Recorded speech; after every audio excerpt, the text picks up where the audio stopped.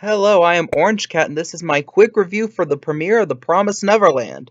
The premiere of the dub aired last night on Toonami, and here's my quick thoughts on it.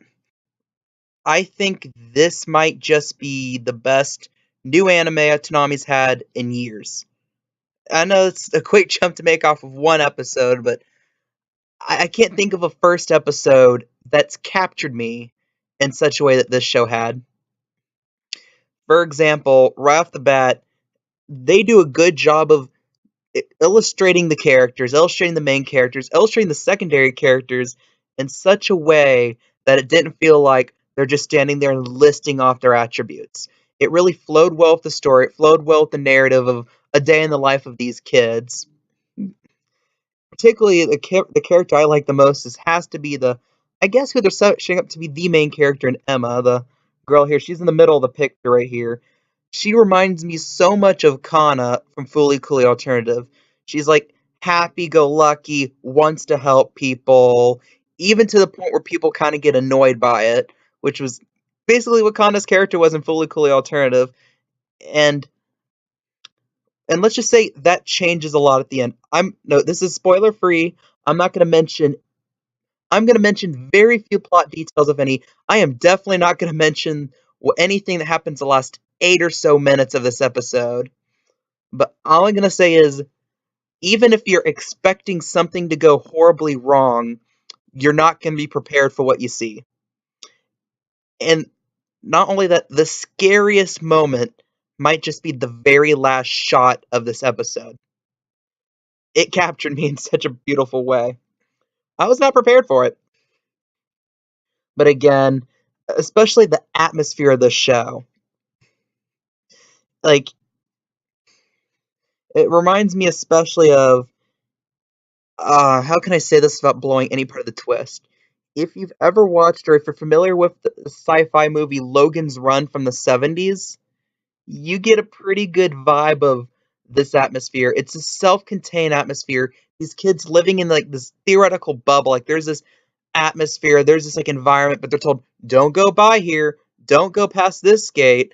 Oh, don't you dare go in this tunnel, something like that. And it shows something is gonna go wrong. And look, within a few minutes, you're gonna know the world isn't as sunshine and beautiful as as the show tries to display itself as. And that's transparent.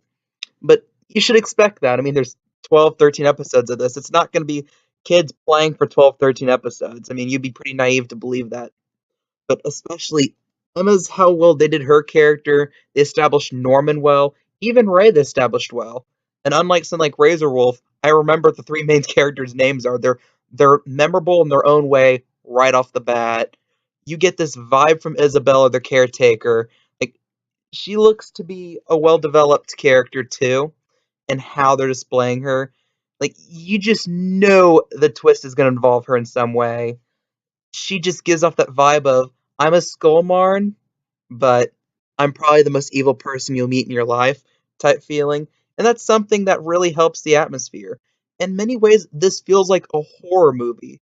Like some moments in it where you just get the feeling it's not quite right, or just the slow panning of the cameras at times, how the characters interact, it feels like some type of thriller. And that's something that's just brilliant. That's something you don't even see that much in anime at all.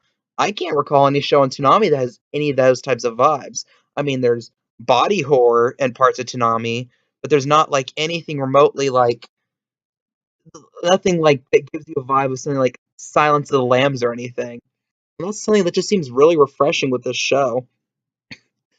Like rough, but in terms of negative parts of this episode, top of the head, the only one I could think of was a tiny animation error where when the kids were playing tag, but they were gathered at the gate after the game, and like what the green haired girl, I forgot her name, she's gonna be a secondary character and probably play something of a role in the show, mentioned it was weird how none of the other kids have ever sent them back letters. They cut to Emma's head, she says, letters? But the actual visual of it was too quick for her voice. So by the time she finished saying it, it was already cutting back to a main view of the kids, which clearly was some type of animation error. But again, that's a small nitpick. Like in general, the animation's really good, especially how they do animation in such a way that it feels like you're watching a movie, not necessarily a cartoon or animated show. It feels like they want it feels like the director, whoever's controlled the actual animation of this, watch Silence of the Lambs or just watch something like Logan's Run. They wanted to create that type of environment. And the show does a great job of that. I'm very optimistic to see where this goes. What do you guys think? What do you guys think? Do you think that this was a great show?